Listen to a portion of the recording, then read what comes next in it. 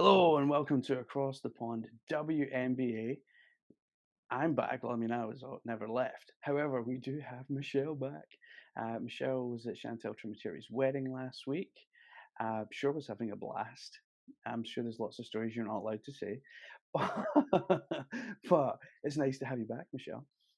I'm glad to be back. Had a blast, you're right. Can't talk about those stories. But hey, let's talk sports though. Indeed. Now, Stacia from across the pond, Liberty, stepped in for you for last week and did a magnificent job, I have to say. It was nice to have her in talking about that new podcast, along with Across the Pond Aces as well, which we have. And I must say, we've got a lot of listeners on there, probably some that have crossed over, but we also have a lot of engagement coming in, which is great. So please keep those DMs coming in, comments, everything along those lines. Please feel free to jump in and join the Absolutely. chat. Now, Michelle. So normally we're talking all WNBA all the time, but sometimes there's more to sports than what happens on the court, and we've seen that over the last couple of months, um, where mental health, I think, has not become such a taboo as it maybe was 10 years ago. Like, I think people are more attuned to it in terms of talking about it and being able to talk about it and it not being a stigma of being a weakness. Um, but one of our brethren over on the NBA side, Jam Morant, has been going through a pretty difficult time. And there seems to be lots of different voices airing their opinions on, you know, is he getting too much money? Is he this? Is he that? And I'll lead off with I seen a thing from Michael Jordan, and I think it was filmed probably about 12, 15 years ago. And he's talking about when he got drafted, and Barkley got drafted with him, Hakeem Olajuwon got drafted with him, and he talked about like they had to earn that money after they were drafted. Like they might have been a prospect, but there was no money that came with that. And they didn't walk into the league earning hundreds of millions of dollars. Mhm. Nowadays, a rookie contract is, especially if you're a high pick, is pretty decent. And then you get all the endorsements. Mhm. Like Jordan, obviously, there's the movie Air that's out, which, Yeah, by the way, is absolutely freaking amazing. I it love is. that film. It's good. Um, really, really good. But Jordan was that transcendent player that someone at Nike decided to take a chance on, and that's how Air Jordan was born. And he was very much Jordan at the time, the exception to the rule. There was no other manufacturer doing that of any sport and apparel. Fast forward to now, and like we've got nil, obviously, in colleges where players can now benefit Mhm. financially from their likenesses and so forth. But also, like, you could sign a rookie contract, but the endorsements that come right on the back of that as soon as you finish college, like you can be making 4 or 5 times as much as you make on your rookie contract, which is serious, serious money. Yeah. And I mean, I remember players like Sean Kemp, um, Jamal Mashburn, like these guys all came from hard backgrounds, like hard working class backgrounds where there wasn't a lot of money, there wasn't a lot of food on the table, and like suddenly you're young and you have all this money and it's like, whoa, what can I spend it on? And then obviously you've got the people that are in your ear. Oh, you should invest in this, you should do this, you should do that. How important is it now more than ever for both the WNBA and the NBA to help players, first of all, manage their money? Because the second part of this is obviously so much money. Like, it's weird to say, but like they say money buys you happiness, but that doesn't seem to be the case for Jamarant right now. It can also buy you a lot of problems. More money, more problems. Jay-Z, baby. I think Jay-Z got that right. I think you have to take a step back as a fan because as a player, I was inundated with a lot of different things and I got to see it firsthand. Definitely not on that NBA scale. But when you look at where the game is today, we talk about making 3, 4, 5 times the money. No, On the women's side, rookie contract, it's not even going to be six figures. Angel Reese, the Bayou Barbie, is making 1.5 to 3 million a year in college on endorsements only. So that is far beyond. I'm talking, talking thousands of times what she'll make in the WNBA. And it's one of the reasons on the women's side, people are choosing to stay in college and make that money while they can. And don't get me wrong, the WNBA would catch up and they're already doing things to do so. I think the interesting component that you have to remember is these are young adults. They're still growing, they're still finding themselves, finding their identity. John Morant falls in that bucket. You got someone with all this money, all these friends, and all these different things that maybe at 40 I can think through and say, okay, I know better now. Whereas you got a young adult who just made all this money, he has all his friends that he wants to bring along on that journey with him, some new friends, some old. I like Drake, no new friends. But you have someone who now you want to make sure, and I think this is where parenting is a really big deal. Not saying that this is not happening. I'm not saying that. You can parent all you want. Your kids at the end of the day, once they're grown, they're grown. They can make the decisions that they want. Because some of the commentary is, oh, his parents ought to whoop him. This is a grown man. None of you are taking a whooping from your parent at that age. But that's this talking with no context and actually no wisdom. You're not whooping that man. That man he's paying their bills. Let's look at it and be honest. Good luck trying to whoop him.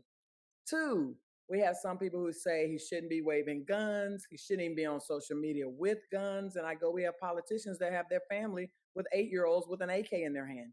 So we don't need to have a double standard either. And we have to truly just take a step back and say, we can't have double standards for athletes and another one for politicians. Number one, because the man has broken no laws. Let's be clear about that. He has not. Goofy, waving the little gun, the little earring gun around. I call it because it looks so little. I go, but has he broken any laws? No. Two, is there a component where we realize something is wrong and where he's struggling somewhere? Yes, we have. That's where the mental health comes in. And we got to figure out a way, how do we surround him? I think the 2 games or the short suspension that they had the first time around that led to him repeating the same incident, that usually takes 6 to 8 weeks. Let's be honest. You can't speed through that. And we have to give him the time to actually make those behavioral changes, those cognitive behavioral changes. And it's not fair to be like, oh, we gave you 2 days, we gave you 2 games, but coming out here on this court is more important. We have to prioritize mental health, number one. And that will help him in the longevity of what he does at Memphis. And he has to want the help. I think he does. I really do. I think he does. That post from the week before that got taken down where he was saying goodbye to everybody, that was heart wrenching for me. Just because this is a guy that everyone loves. He's so energetic. He's always smiling. He's upbeat and he's full of life.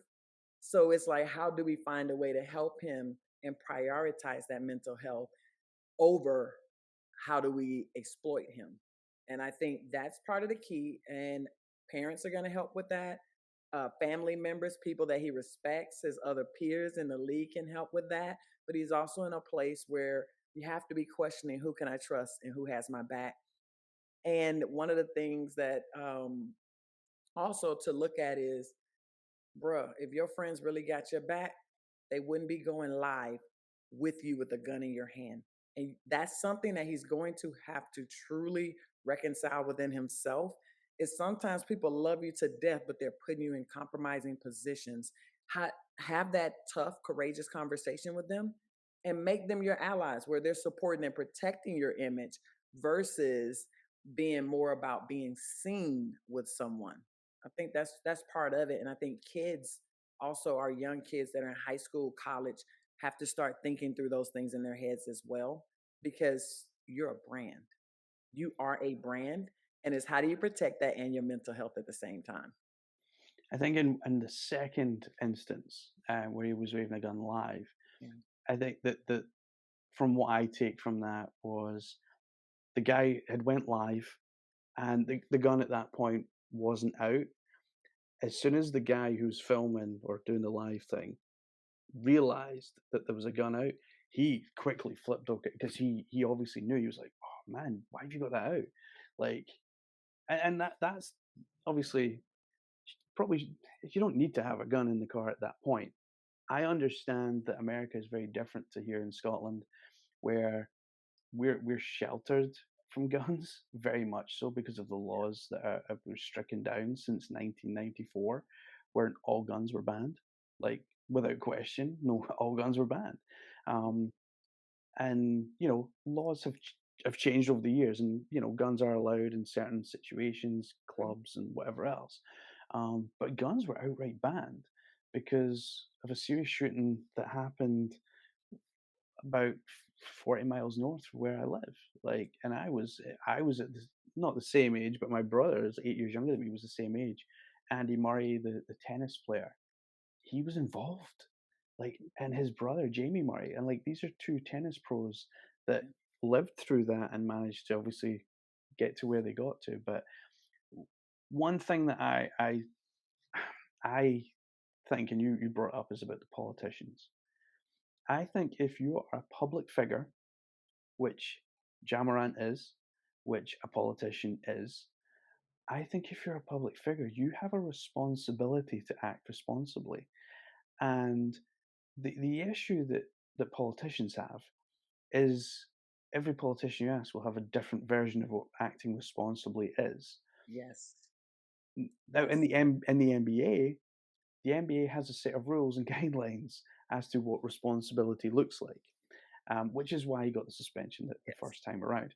Now, I go back to the days of Gilbert Arenas when he drove guns over state lines. He took them allegedly took them into the locker room and allegedly waved them around. But everybody knows that that isn't really allegedly.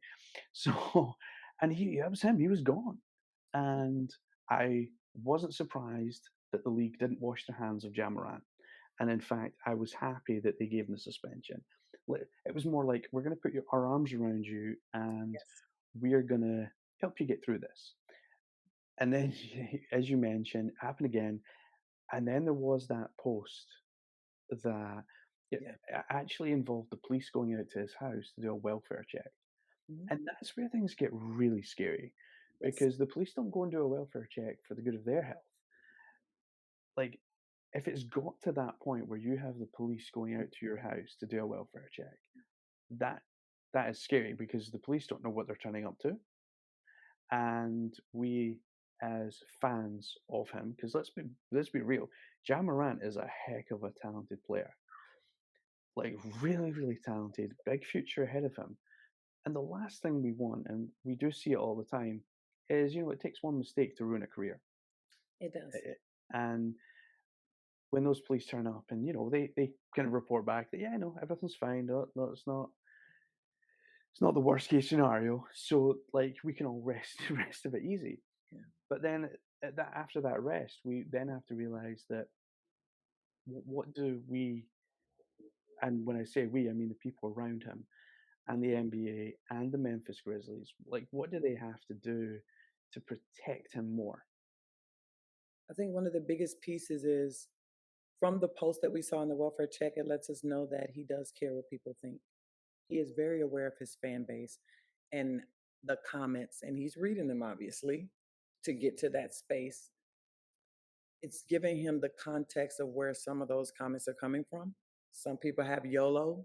They don't care if you shoot yourself. They don't care if that talent is taken from the world. They're just going to say whatever they want to say. Not, I think that's irresponsible as well.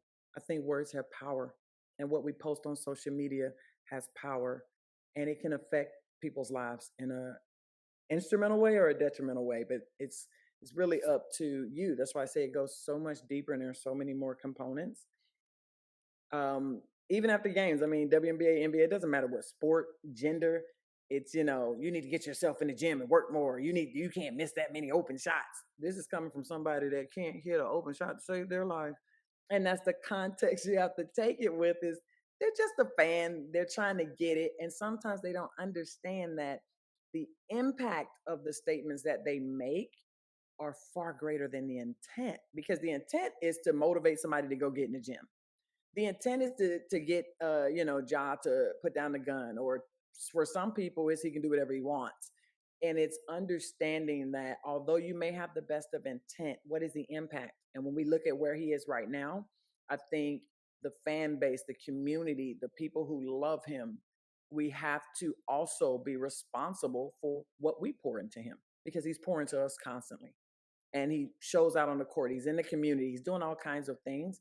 And there's a way to tell someone that maybe the way they're looking at things is wrong. There's a tactful way to do that, to where you don't send them over the edge and over a cliff where they're saying goodbye. And so I think there are many components to it, because your family can be there supporting you, your friends can be there, but when you got a million people following you and everyone is just, and you're just, scrolling through social media and you're reading this stuff, that is a lot on a young adult. He's still becoming, like, he's a grown man, but he's in that area where he's still finding himself. He's finding who he is in the league and who he wants to be as a brand and as a person. And I think there are a lot of different things. He really needs some experts around him that can help him with the mental process of how to see things and how to take them in a way where it doesn't send him spiraling like that again, but also where he's responsible for what he does, because there's some responsibility on his end, but also just helping him to understand that, you know, there are other ways to deal with it, and there are other ways of seeing the comments. Yeah, and I think we've seen this in the past. DeMar DeRozan, Yeah. Kevin Love, they've been quite vocal, which is Yeah. good. And I think for and they were older players in the league, but when someone like Jazz sees them stepping out and speaking up, like I hope that he sees that and he sees, well, if they can do it, maybe I can too. And we know that um, after the first instance, Ja had a conversation with the commissioner, and we know that he took accountability and he took responsibility and said, yeah, this was on me, and I've completely messed this up. Mhm. I deserve the suspension. When it happens again, though, like this is the kind of time, and like I said before, and I preference this with the guy doing the live immediately turned the camera off when once he's seen the gun. But obviously, when it's done a live, like you can't, once it's seen, it's seen. But I think what the NBA need to do now, and the Grizzlies, I think together, the league and the team, is they need to bring in that professional help. They need to bring in that specialist who's going to come in. Now, on the money side, which I I put a lot of blame on the money side of the league, and not really the league itself, but the endorsements and the money that these players can make, is there's not enough education on how to manage that money. And I think that's evident, and it's been evident since the 90s, when we see players who are now retired and bankrupt and not living on the streets, but like they're not far off. And I always go back to Manchester United and Alex Ferguson, and he had a crop of very young, talented players. He had David Beckham, Ryan Giggs, the Neville brothers, all these players. He had about 7 or 8 young players that he knew were all going to make big, big money. And what he did was at the end of every training session, all the older players got to go home to their families after training. The young players didn't. When the young players were finished training, they went into a classroom that they opened up inside the training ground, and all those players went in. This is talking. I'm talking about David Beckham, like one of the biggest soccer stars in the world, and he was sat down with a financial advisor, Mhm. and they did financial classes for these guys, talking about this is how you manage your money well.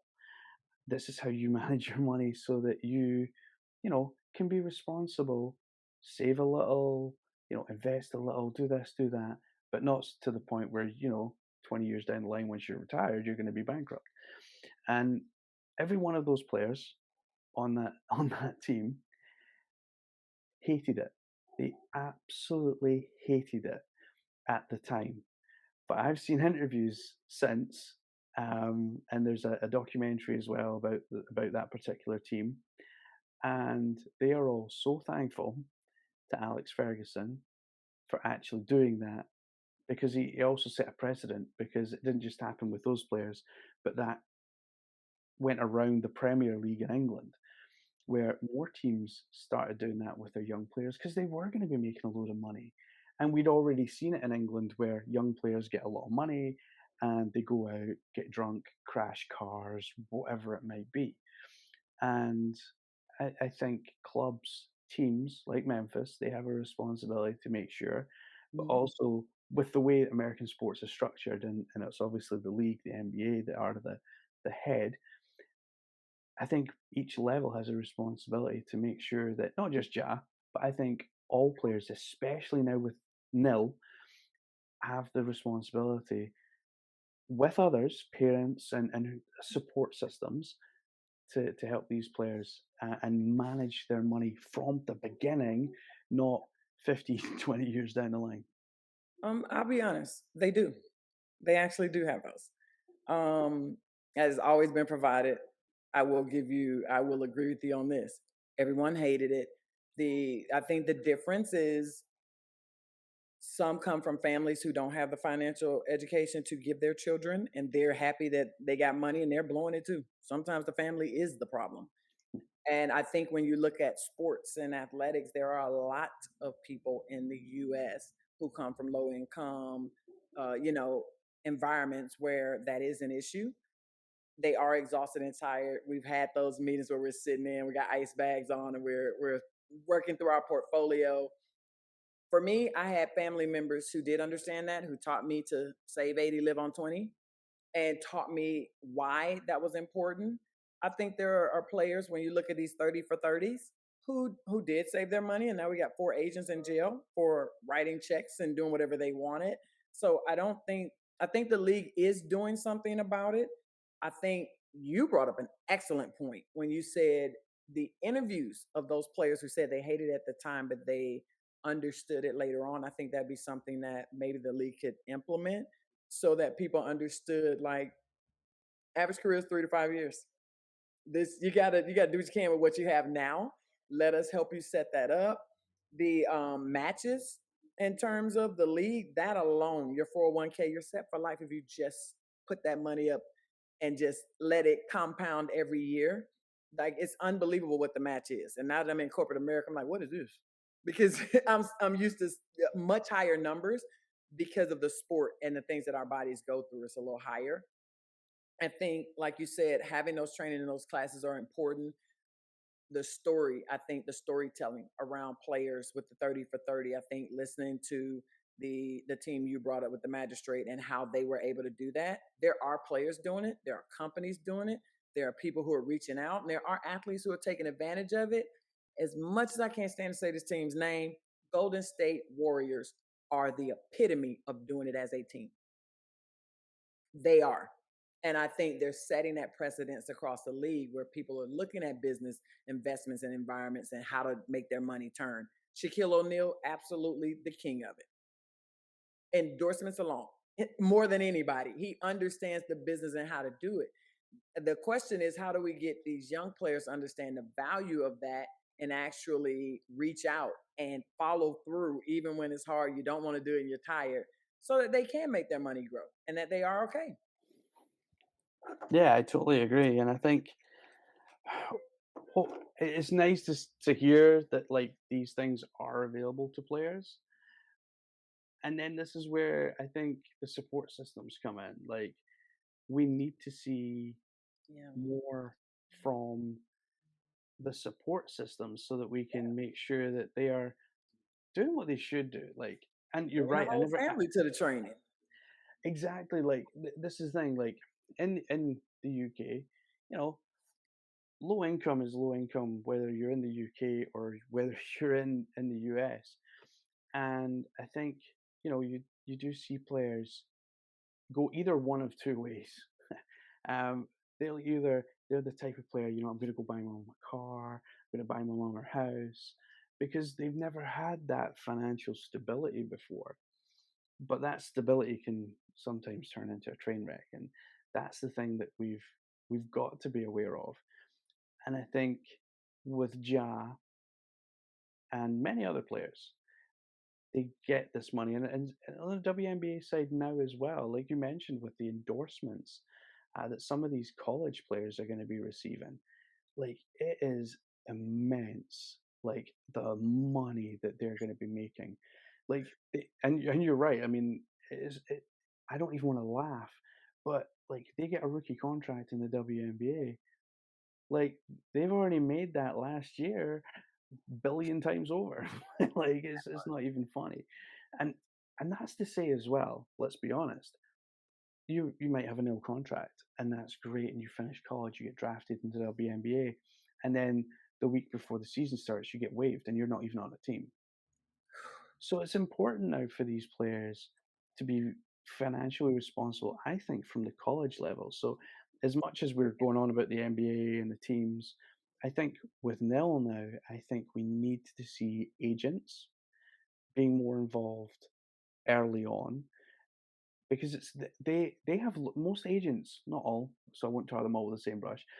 Most agents are lawyers, and they know how finances work because they're lawyers. Because they're always like looking at their clock. "Oh, that's another $10,000."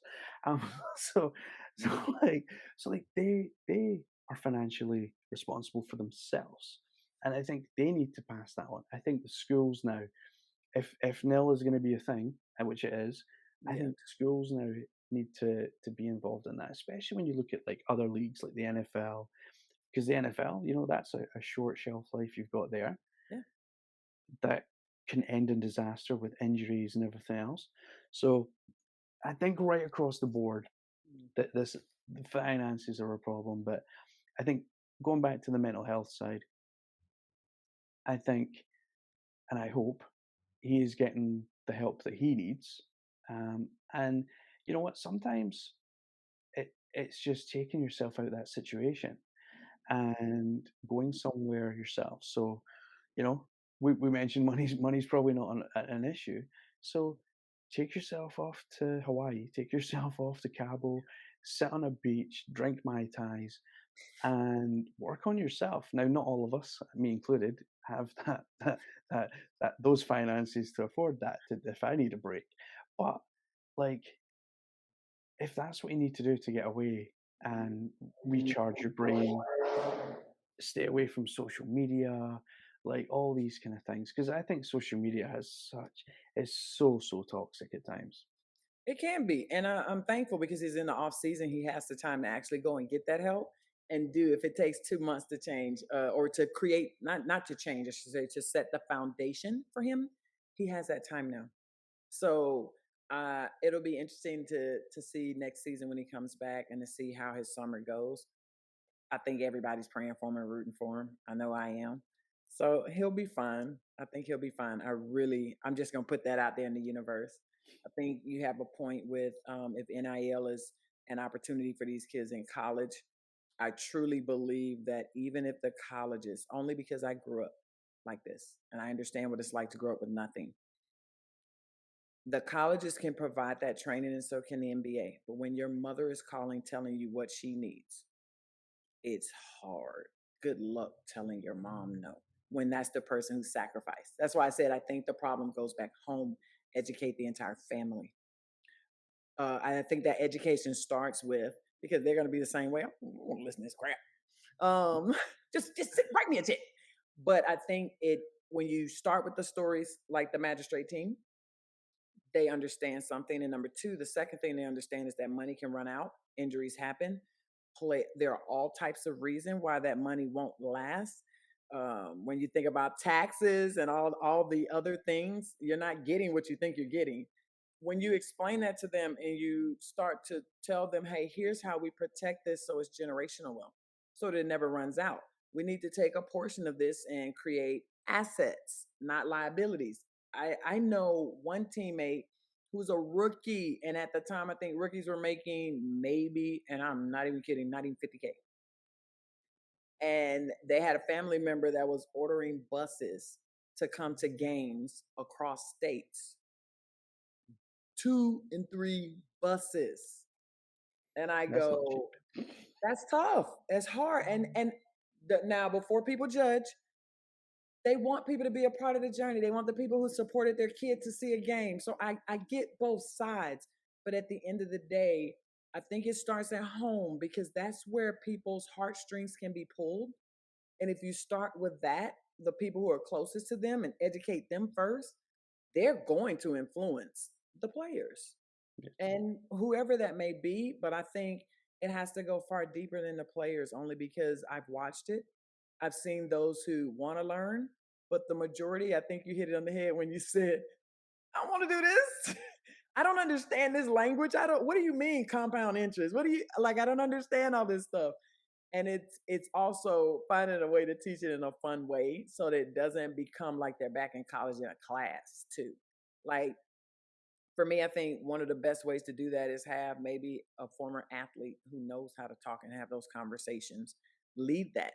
Even if they're talking with the expert, but create that environment where it's engaging so that these players can get the information they need, the families can get that information, and I think you'll see the dynamics change as a whole. But for me, I always go, you got to get to the root of the problem. And at the end of the day, the root of the problem is the financial literacy isn't there. And part of that is because it wasn't designed to be there. You were taught and you go to school to be an employee, not an employer. So when we get to the root of it, that's why it's not being taught. It's because you're not supposed to keep it. Financial literacy is the word I've been looking for this entire time, so thanks for that. And it's true, and hopefully Ja is good, and I really hope that when he comes back after the off season, I really hope that the fans get behind him because I think that's a big thing. Like if you know your fan base is behind you, like I don't have to worry about that. That's like a relief off the shoulders. So I really hope that they get behind him in the new season. Anyway, WNBA chat. So Pride Month is upon us. The WNBA have a bunch of things. We've got a bunch of Pride nights going on, which is awesome.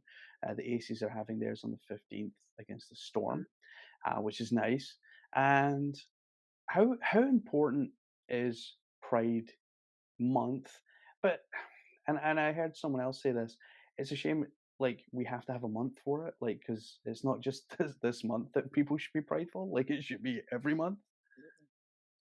Absolutely. Think you hit it on the head with that comment. I think Pride Month is important for several reasons because we got to start somewhere. So you got to start somewhere. And just like we have Cancer Night, we have all these different nights. It's to shine a spotlight on things that matter and issues within the communities that surround us that are big. And within sports, that's one.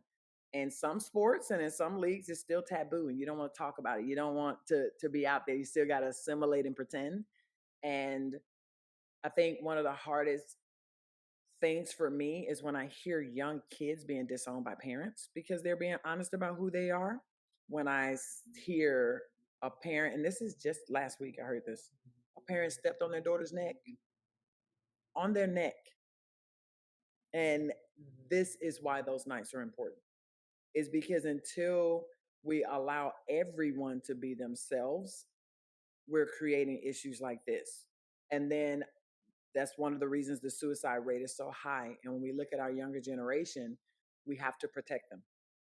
So I think getting it out there, allowing them to see, okay, there are people out there who think like me, who feel the same way I do is important, whether you agree with it or not.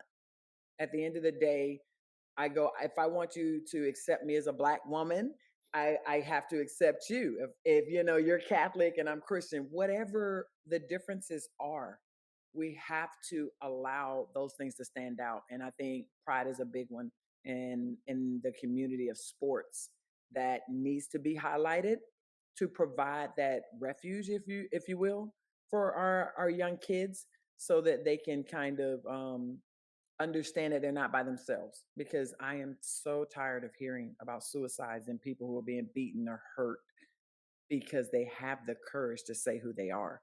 And as a group, I pray that Pride Month is something that as we see more and more of it, people are more accepting and it allows it to be celebrated versus stigmatized.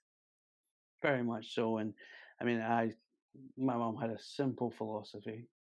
There are a lot of things that were simple, to be fair, but she had a simple philosophy. If I get a cut, do I bleed red? So does everyone else. Every So it really doesn't matter color yeah, of skin, gender, like it just sexual orientation, like it just doesn't matter because at the end of the day, we all bleed red. So this has been a slightly heavier episode than usual. Obviously, we're dealing with some pretty tough topics, and if anyone does want to talk further about them, um, by all means, drop us a DM. We're absolutely. always here. So if anyone needs chat or does need support or needs to know where the support is, Yes. we can find that for you, and we've got resources and things at hand that we can pass you along to. But for the moment, we will leave you, and we'll be back next week, where we will hopefully be talking more basketball on the floor. Yes. But as I said at the top of the show, sometimes there's just things that are just kind of more important than the sport itself. So it was good that we got to cover this, Michelle. I think Mhm. um, we I know I take a lot from it as well. Yeah. Absolutely. And I think one of the things that fans love is that you cover everything, like on the court, off the court, but most importantly, that no one gets left behind with this podcast. Everyone's important, everyone matters, and we want everyone to know that they're not alone. So we're not afraid to broach topics that maybe others are not going to broach. And we want to be able to do that in a way where people are comfortable reaching out, like you said, a DM, asking for resources because that's the only way forward. So we're going to continue to shine that spotlight. We're going to have fun while we do it too. Yeah, So, exactly. So we will be back next week. We've got a lot of games coming up over this week. Don't forget to mhm, check out Across the Pond Aces and Across the Pond Liberty for those two teams. And who knows, maybe very soon we'll be covering another team with their own dedicated podcast as well. Never know. But for now, thanks so much, and we will see you all next week.